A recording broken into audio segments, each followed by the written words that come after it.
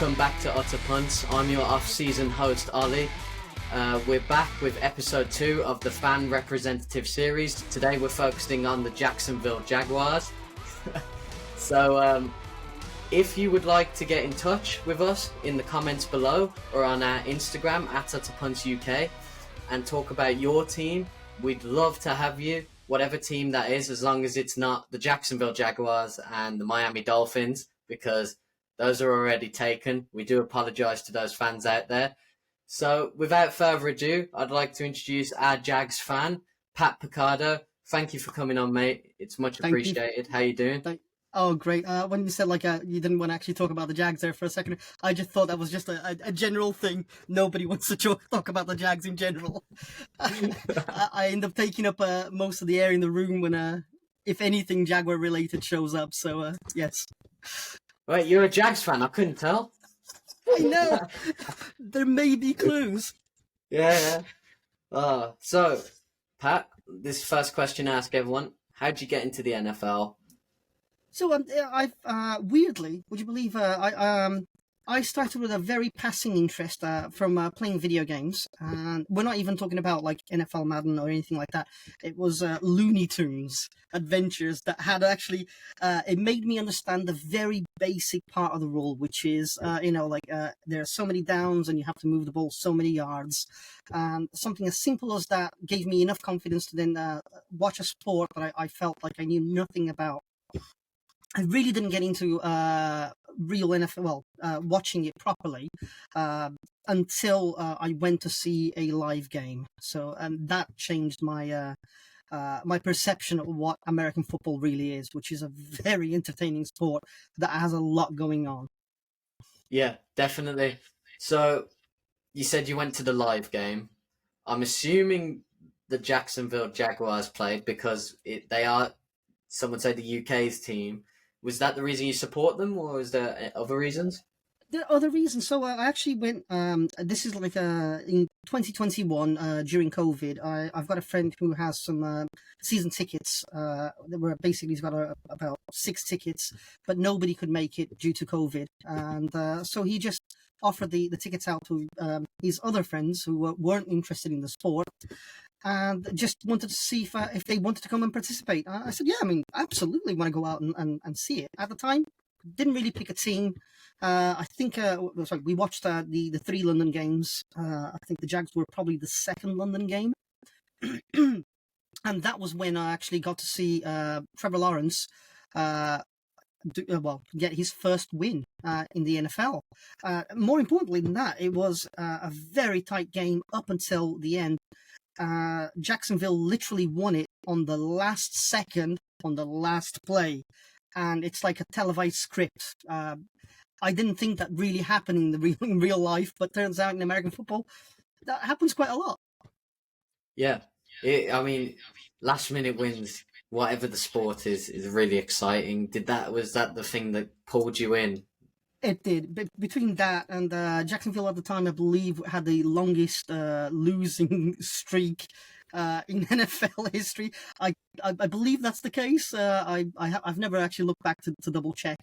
But I wanted to actually support somebody who was actually an underdog, and you could see that they had what it took to actually win a game, and again they beat the Miami Dolphins. They're no joke. They're a great team, and to go from a massive losing streak to just getting that first win, and I believe Trevor Lawrence was on his first year, and but he was many games down, and it things weren't clicking. But whatever happened in that game, it clicked, and everything. It wasn't just that. I mean, there was so much going on in the game itself. So talking about just a general NFL fan, my perception originally was that there's a lot of stopping. But oh my God, watching that clock count down from 40 seconds when a play stops, there's a lot that has to happen to get the next play in motion.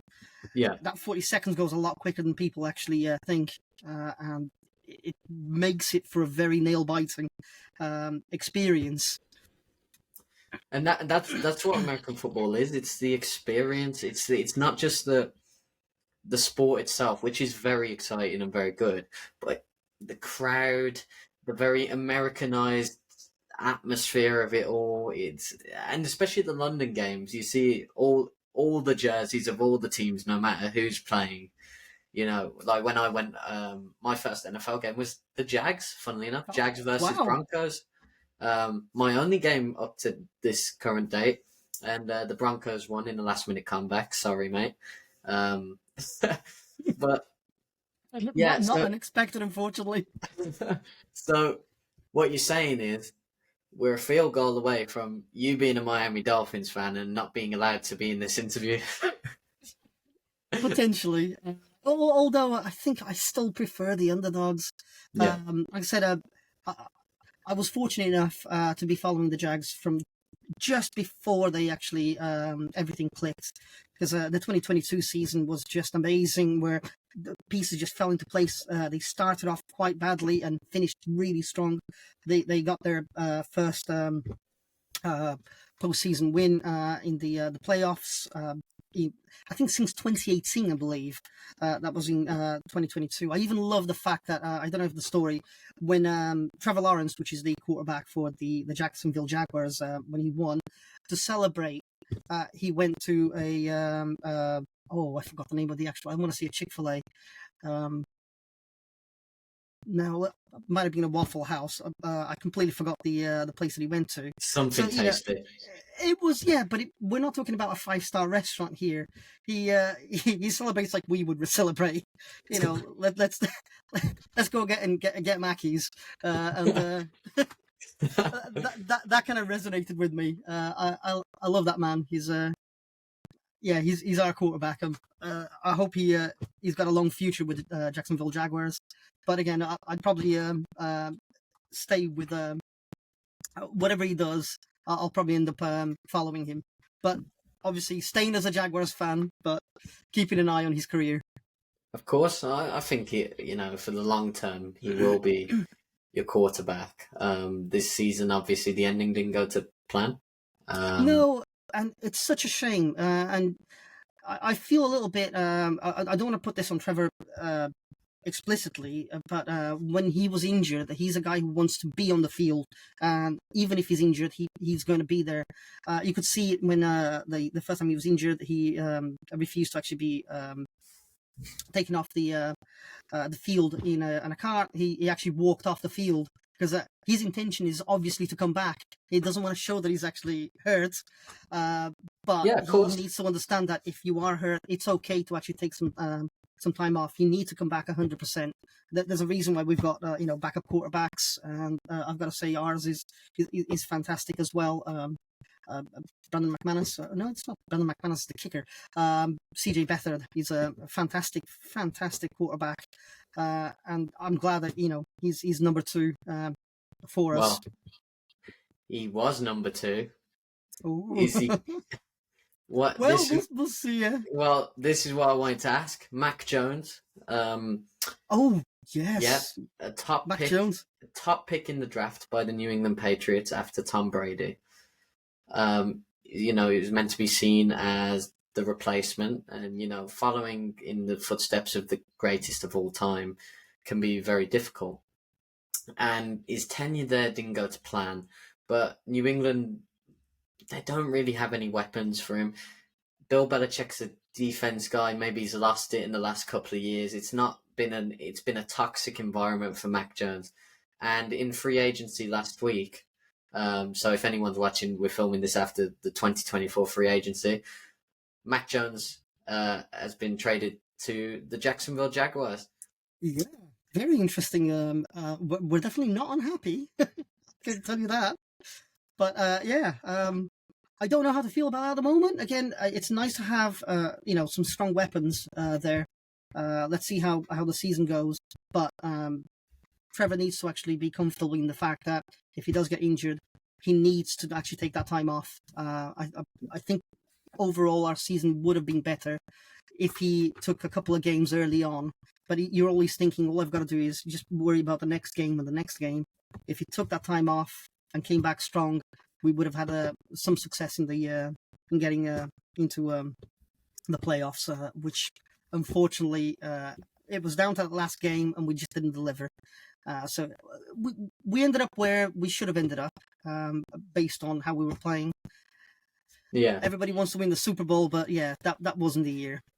I mean, I know you love Trevor, obviously, Mhm. but if Mac Jones can live up to the potential that he was, people thought he was going to live up to, could there be competition between Mac and Trevor for that starting spot? Especially with, I know you don't want to put it all on him, but that ending to last season, could you see a Yeah. bit more of a closer competition and Mac maybe eventually starting if things go wrong for Lawrence? What's interesting for Lawrence is, I don't know if you've ever watched uh, I forgot the actual name of the. There's a competition for the up and coming football players to actually see who the top players are coming up. Trevor was basically always rated number one from age, I think, 8 up until he became the first pick basically in the draft. And he tends to fold under pressure, which he's getting better now. He's getting a little bit wiser. He's getting a bit older. I think that competition is going to be healthy. I think it's going to sharpen him up, and hopefully it's going to shake off some of those cobwebs that he tends to show up every once in a while.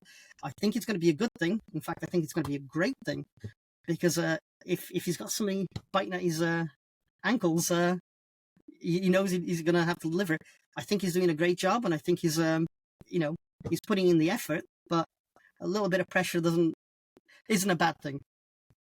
No, I mean, as an outsider looking in, I agree.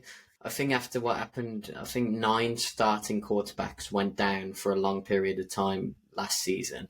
I think there's now a real emphasis in the league on the importance of backup quarterbacks, and bringing in Mac Jones could be the Jags' way of answering that.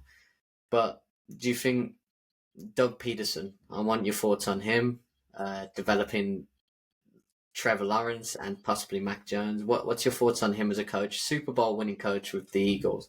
He is, and I think that Pederson is a fantastic coach overall. My biggest gripe with him is his choice of his offensive coordinator, which is one of the key reasons why the Eagles actually let him go. He died on that hill trying to actually bring Press Taylor to be the offensive coordinator, and we're seeing some pains and struggles on the Jags. I'm not saying that he's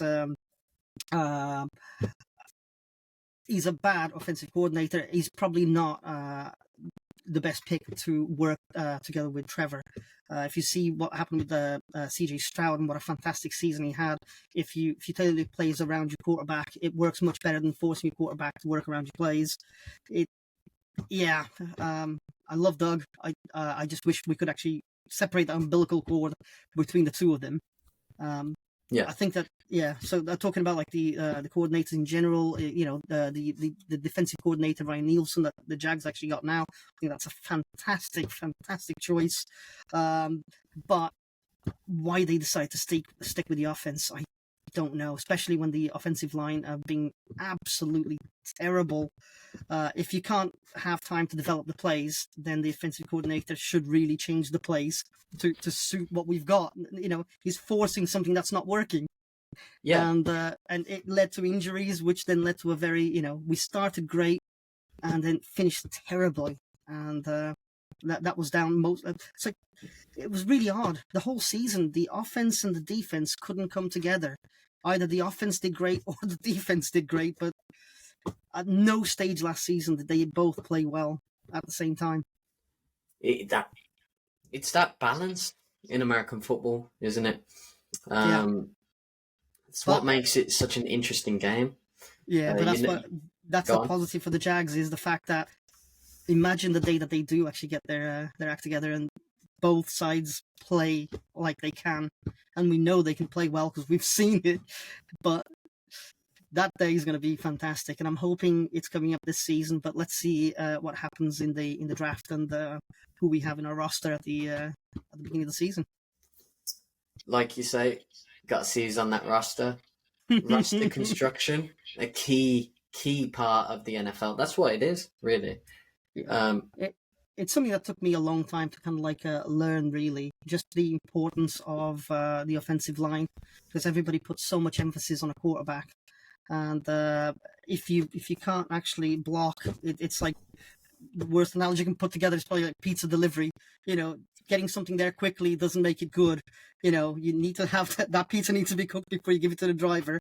Getting it there fast, you need to let those plays develop. And at the moment, Trevor just didn't have enough time because he had people on him. And if you can't block, and if the pocket collapses, that quarterback's just got to throw wherever he can. And he's done a fantastic job. I mean, despite a bad offensive line. But injuries crept up, unfortunately. He's done a brilliant job. He's had some really good weapons as well. Travis Etienne Jr. Is it Evan Ingram, the tight end? Yes, yeah. Evan Ingram. Christian Kirk. And of course, the man I want to talk about, Calvin Ridley. Free agency. He's gone to the Tennessee Titans. Is that a big loss for you? How do you feel about that? He showed moments of brilliance. I genuinely, I think he's a very interesting player. He clearly showed signs that he wanted to stay. I definitely think the Titans overpaid for him. For $50 million, you can have him. It's like it's. No offense to the man. I think he's doing absolutely the correct thing as well. The life of a football player isn't long in terms of like a play time.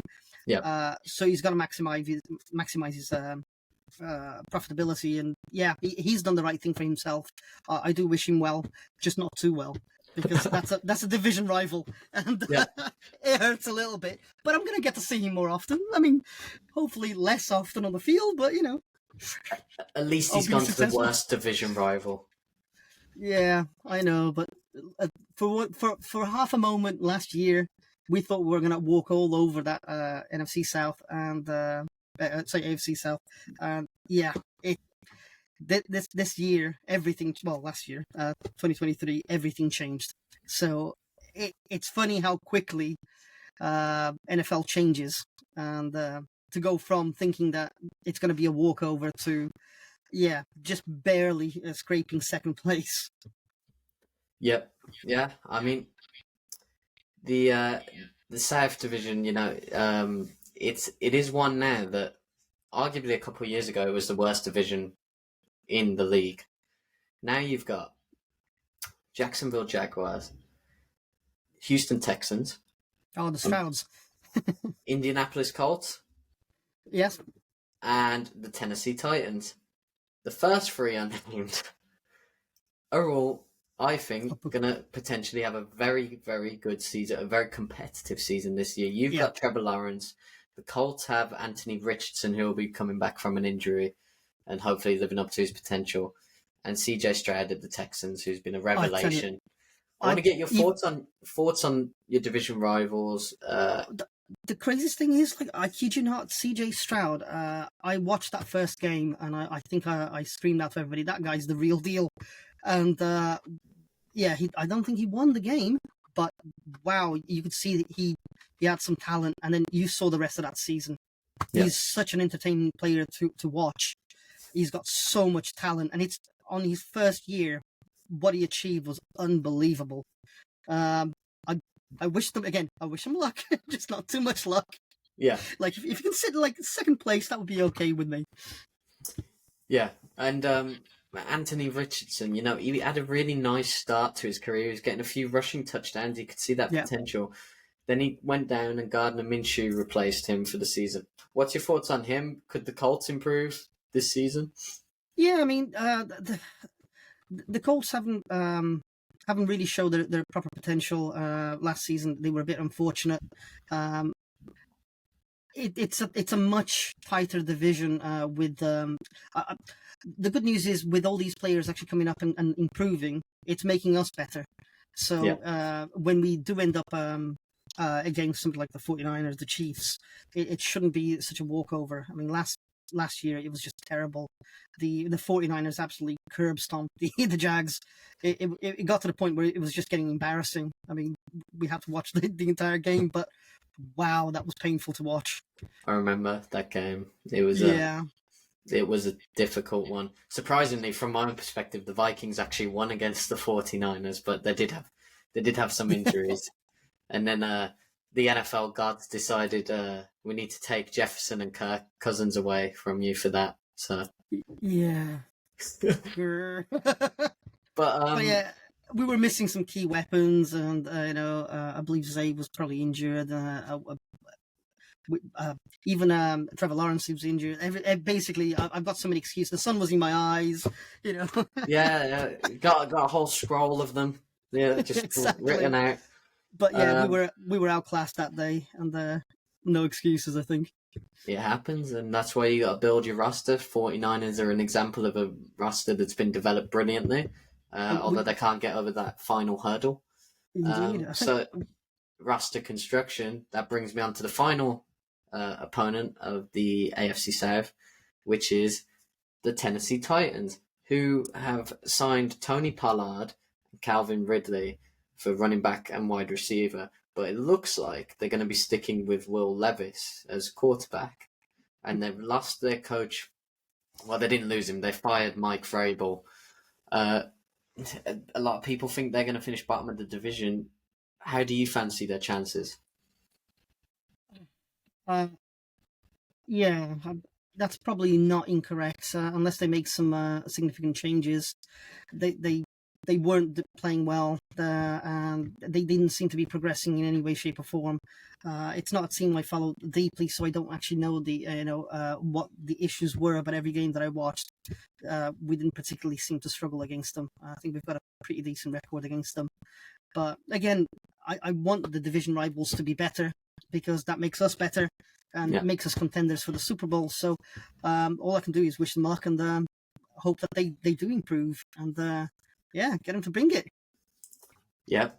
I like that mentality, because it is right. Sometimes people think it's great to have an easy division because you're most likely, if you're a solid, good team, you're going to stomp all over them and win it. But then when it comes to the big games, after you've done that and you're in the playoffs, your chances of winning against teams who are in tough divisions, who have grinded to get there, it's going to be less because you almost, your body gets used to playing against these teams that are lesser. So yeah, I like that mentality. But it's a lesson that Jacksonville Jaguar needs to take to heart. I mean, they did better away from home than at home. They did better against tougher teams and weaker opponents. Again, weaker on paper because again we lost. So, and that kept happening over and over again. The easy wins we lost, and the difficult games we won. And everybody's just scratching their heads like, how does that work? But that's Jacksonville for you. And that can be the NFL, The Kansas City lost to Denver. Yeah. Win the Super Bowl. The Vikings beat the 49ers. They don't even make the playoffs. Yeah. Tennessee, I believe they beat you on the last day, which stopped you getting into the playoffs. They finished on 4-13, 5-12, something like that. Yeah. Can happen. But so what I want to get into is a little bit of the history of the Jags, because you've told me some interesting stuff. The Houston Oilers became the Tennessee Titans. So in the NFL, you can see a change of team names, logos. Yeah. Why are they called the Jags? They're based in Jacksonville, Florida. So why are they called Jags? It's an interesting story because to me it didn't make any sense. Jaguars and Jacksonville, they didn't seem to have any connection. And then I looked into it, and it turns out that when they were actually doing the naming competition, when Jacksonville won the franchise, various names were actually put on the table. But one was the Jaguars because they happened to have the oldest living Jaguar in America at the time. And Really? it just seemed to fit really nicely with the team. It's another cat team, and again, it seems to fit well. I don't know what if I would have actually liked any of the alternatives, which unfortunately I can't recall what they were, but I am going to look them up now. It's fascinating, isn't it? Absolutely. That is really interesting. The history of NFL teams is fascinating. You've got the history of the logo there and why they're called the Jags. What's your thoughts on the colours? Are you a fan? Oh, I'm a massive fan. I find every excuse to actually wear a lot more teal in my everyday life now. I love it. It's yeah. It's to be fair, it's the sort of thing that catches the eye. It's although it does get confusing with the Dolphins, annoyingly. So well done on choosing two teams. The first two teams to be very similar in color. But yeah, it's I constantly even confuse it myself when I watch it live. But yeah, I think it's an amazing one. I do also like the fact that in general NFL they do change up the uniform virtually every other game. Yeah. There's a whole ceremony of actually showing the uniform they're going to use and how they're going to actually apply those colors. It's such a great thing as well. So I do want to get the away kit, or I say away kit, the darker, the black one. I haven't got Yeah. one yet. My mum has. But yeah, that's next on my list. But I have at least three jerseys now, so I buy one every time I go and see them live. Because if we haven't won the Super Bowl, that's not a lucky one. I love it, man. It's brilliant, and the appearance, the design, it's right. It's in your face. That's what NFL teams are. They're in your face. That's kind of what we like. But you mentioned there your mum, and Yeah. I've mentioned before that I watch the Vikings with my dad and uncle. My friend who came on as a Miami Dolphins fan, he got into it with his dad, who was born in Orlando, and they watched Oh wow. they watched the games together. So it's very much a family thing. So are your whole family into it? What's that about? No, so my daughter watches it, but not as much as myself or my mum. My mother basically my daughter was meant to come and watch the NFL with me in London. She couldn't make it, so Mum asked, "Oh, can I come and have a look?" And it took about a whole of 5 minutes for her to become a massive fan. Bear in mind, we're from Brazil, which would like football, not American football, Yeah. and yet here we are. We follow every single game. We were just discussing the um, free agency at the moment. We're having a quick look at some of the prospects coming through for the draft. It just yeah, it's just one of those things that become a part of day-to-day conversations. And she belongs to something like I don't even know how many Facebook groups to do with. If it's got the Jaguars name in it, she's joined it. I love it. That's Yeah, brilliant. And you're from Brazil, and yeah, now in I believe Rio de Janeiro, yeah. they're going to be Brazil are hosting an NFL game. I know. I genuinely said to her, I've got some cousins. Well, I've got a lot of family there, and I toyed with the idea of maybe flying across and watching the game. But it's probably going to be cheaper to watch it in London Yeah. or the US. In all honesty, And to be fair, you're probably not good. The Jags probably aren't going to be in Brazil. They'll be in the UK again in London. So no. True, and to be honest as well, the reason why the second reason I chose the Jags, if you're going to choose a team, choose one where the weather's good. Maybe not like a Minnesota. I don't, I don't mind the cold weather. It's fine. It means I can buy more of the merch, the beanies, and everything. Uh, but again, at least for this year, we're still going to have the only football stadium with a swimming pool on it. Have you seen that at all? Yeah, yeah. Yeah, That's so you can actually watch it while in your swimming trunks. There's an infinity pool over the actual stadium, so you can actually watch the game in your swimming pool. that'd be brilliant. It's Can't my do that a people lot right in the there, U- man. You can't do that a lot in the UK anyway. Even if it's your own garden, swimming pool, TV. Too cold. Yeah. Absolutely. So, you know, what are your thoughts on the upcoming season for the Jags then? Do you think you're going to do well? I'm optimistic. I think that we know what the issues are. We've addressed some of the concerns. I'm hoping to see something better from the offensive line. If they can actually let the play develop, I think we'll do okay. We've got plenty of weapons still. We've lost Calvin, but again, he could have been doing a lot better than what he showed. There was a lot of drops, especially key ones that could have actually won games. So I'm optimistic. I don't think it's going to be much of a change on the win-loss record. I'm hoping it's going to be 10-7. 9-8 at worst, but it's a much tougher division than it used to be. Yeah, yeah. It would be good because the Jags, they're one of the teams I believe that have never made the Super Bowl. Is that correct? Correct. I've never made this. I think one of two teams. And while some people may say, that's rubbish, blah blah blah. Detroit are the other one, Detroit Lions. At the same time, and I feel this with the Vikings because we've been in 4 Super Bowls, lost them all, but never won one. When you're supporting a team an underdog like that, the wins mean more, but also if you ever do make a Super Bowl, you're going to be a fan right at the time, the historic time they do. Do you agree that like being that underdog supporter, it feels better than, let's say, if you were a Patriots fan? Oh, to me, all day long. Like I said, I'm pretty sure the Chiefs are getting bored of winning now. So, for the Jags, for us, when we play against them, it's even a touchdown feels great. The team making it even to the playoffs is like winning a Super Bowl to us at the moment, and I just want them to get further. I was really optimistic last season, and it was just a bit unfortunate what ended up happening with injuries. But again, it wasn't our season, and I agree with you fully. Though, if we can even make it there, that will be an achievement in itself. Again, the franchise is very young. They were formed in '95, so it's not like they've had that long really to achieve that. But hopefully, in the next decade, we won't just make it. We'll smash it and win it. Yeah, coming up to the 30th anniversary of it. Then it's it's only 11 years older than me, the Jags. So, so you've been to lots of Jags games in the UK.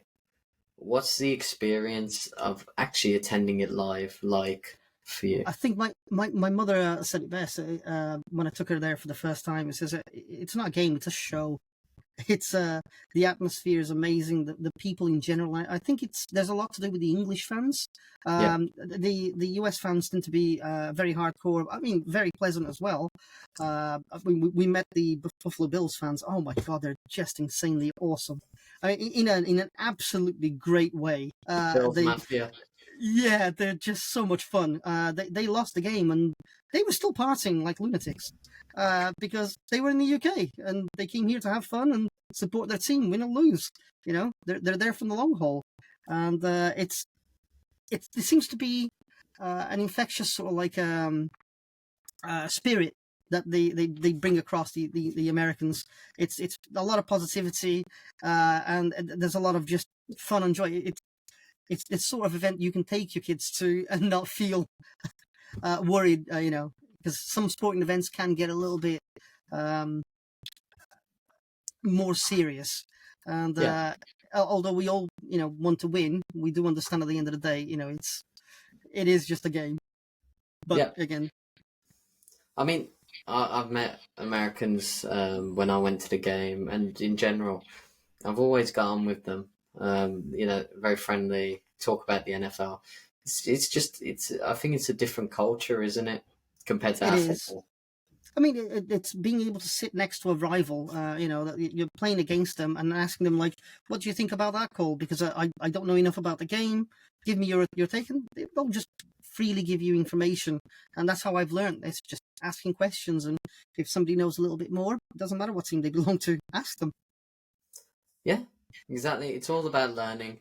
And that's what we're trying to do here on Utter Punts. We're trying to involve the British community. If you haven't picked a team, that's the whole point of fan representative series. You can look for all these. You can listen to Pat and think, oh, the Jags, I like that.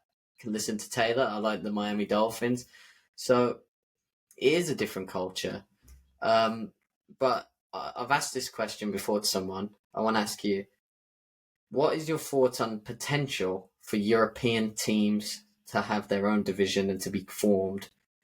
Because I like the idea. I genuinely do. It's one of the reasons I really, really love the Jags is because we do get to see them and having a European league. Maybe you're thinking directly connected with the NFL, Yes. where we'd be competing against them, so making more of a world championship. Yeah, yeah.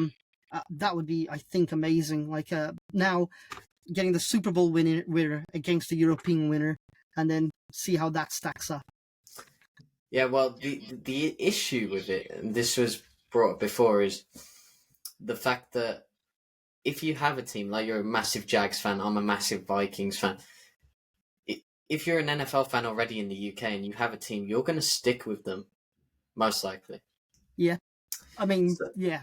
so it's going to be, what it's going to have to be is a method of bringing in new supporters to the NFL who've never watched it before or don't have a team, and getting them to support those teams, those European teams. To be fair, you can have much like you can have dual nationalities, you have dual citizenship, have dual fan bases.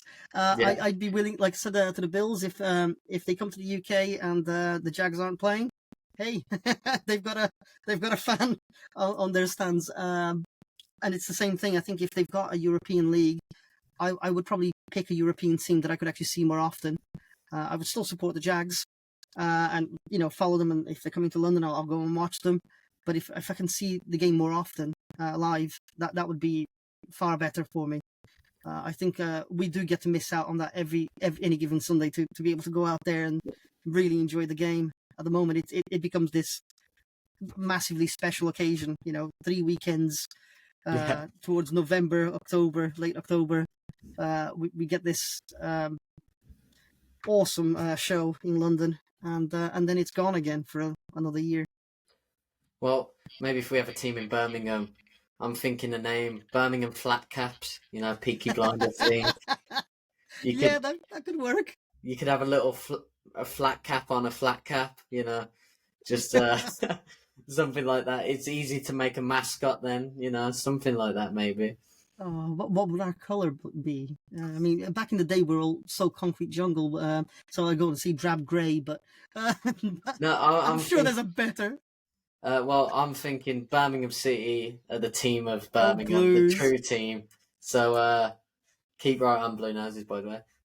So I'm thinking royal blue for the flat caps, or a better brown than the Cleveland Browns because of like the leather cap, flat caps, and everything. Oh, that would be good. Actually, yes. Yeah. Oh man. Subdued, but yeah, it's English. Yeah, I like that. The Birmingham flat caps. No one. We should trademark that. Yeah. Start our own team. Yeah, exactly. Oh, so I always ask these questions to people. You've been a Jags fan for how many years now? So since 2021 officially. Since 2021. In your time watching, I can guess the answer, but I'm going to ask you. Mm-hmm. Who is your favourite player you've seen for the Jags? So you would think it'd be Trevor Lawrence, but it's actually Travis Etienne Jr. He was if you saw him, especially early on, I've got this fantastic photo. I managed to get into the dugout just before they're actually running into the field, and I've got this gorgeous photo of Travis and Trevor as well. And I was so excited to see Travis, and I think it was like the second game I went to watch, and then I realized just how small he is and what an impact he has on the game. Yeah. I have a lot of respect for that man, and just how hard he works. Running backs are not the most well paid positions, no. And you can see he always gives it 100%. That's my guy, Travis. He's really impressive. I saw him in the Jags Broncos game. Mm-hmm. I didn't know who he was before that game. After that game, I turned to my mate. I said, "He's brilliant. He's so electric. He's so fast. Speed of a wide receiver. I really like him. So that's a good answer there. Definitely. Thank you. Well, hey, I don't support the Jags, so I wouldn't disagree with whatever answer you did. But so, and another question I ask is, what has been your favourite game as a Jags fan? It doesn't have to be one you've attended live. It can be, but God, I actually replayed. It was last season. Now I'm trying to remember the exact game. I want to say it wasn't against the Chargers because that was also crazy. There was so many crazy games where we were like 27 behind. If I could just remember the game, it would be fantastic. Effectively, to do a play-by-play in the game, in the first half, I think we had something like Trevor did 4 or 5 turnovers of the ball, interceptions, and somehow out of nowhere, we still managed to win that game on the last play. Chargers. It was the Chargers. It was the It Chargers was in the the Chargers. playoffs. Yeah. I actually rewatched that in Easter because just to remind me of the miracle of Easter, because that game was an absolute miracle. It was just like, where did that come from? This is after beating the Dallas Cowboys, where oh my god, it's like again, last time out, managed to just get enough of a drive to get within kicking distance and just to win it on, to draw the game and then to do a pick six in overtime. That was just nuts. It was a brilliant game, and it was arguably Trevor Lawrence's first game where you went, okay, this guy can come in clutch. He can win you games. He can lead that team. And after that game, you almost went and you probably should have beaten Kansas City in the next game of the playoffs. Yeah, I mean, especially with I think it was first quarter.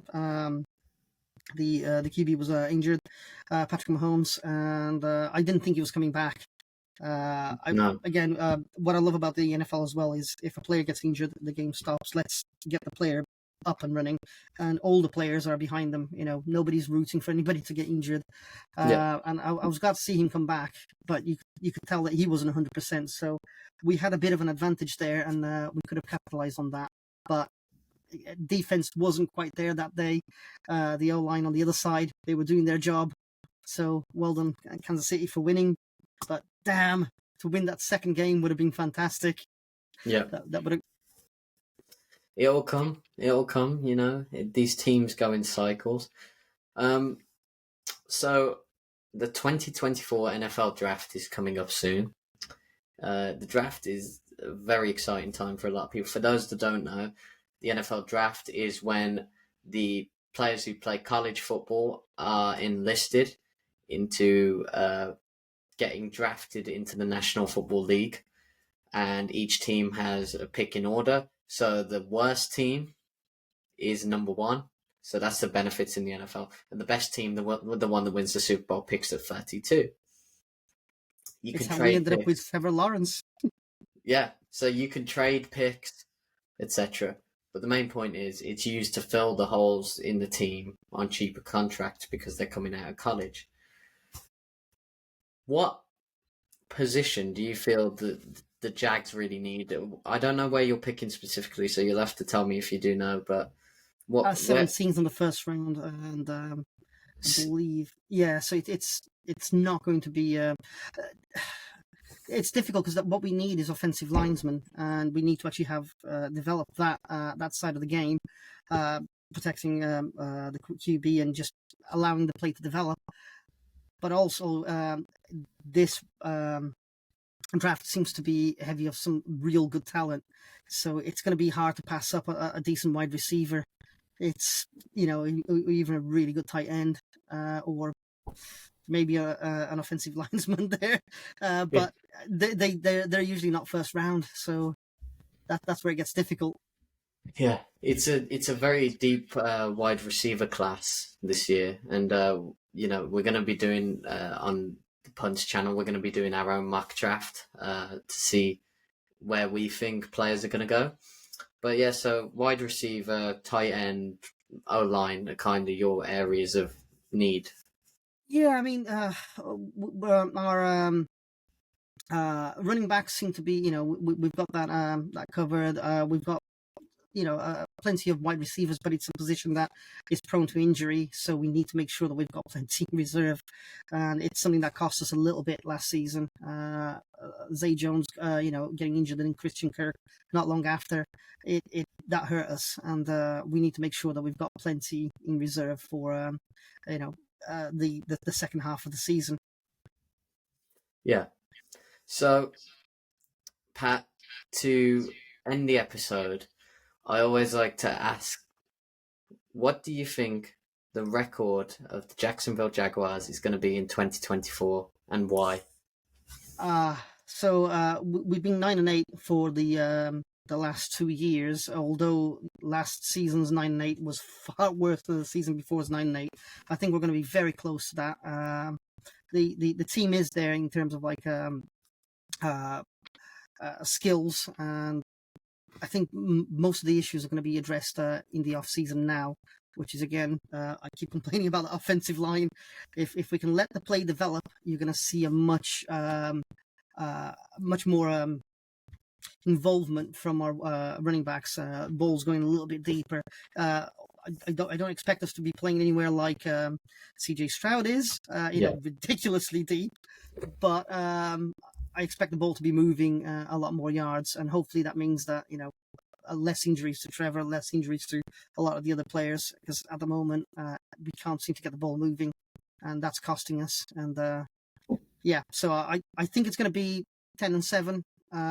I think we're still going to be over 50%, and I think we're going to improve on this season. I thought we were going to improve it last year, but it wasn't meant to be. This season, I think we've got what it takes to be 10-7. I love it. So, thank you everyone for joining us on this episode of Fan Representative on Utter Punts. If, like I said at the beginning, if anyone wants to participate, then drop us a comment in the YouTube comments below. DM us on Instagram at UtterPuntsUK. Please like and subscribe. It helps us with the algorithm as we try to develop this UK British American football community.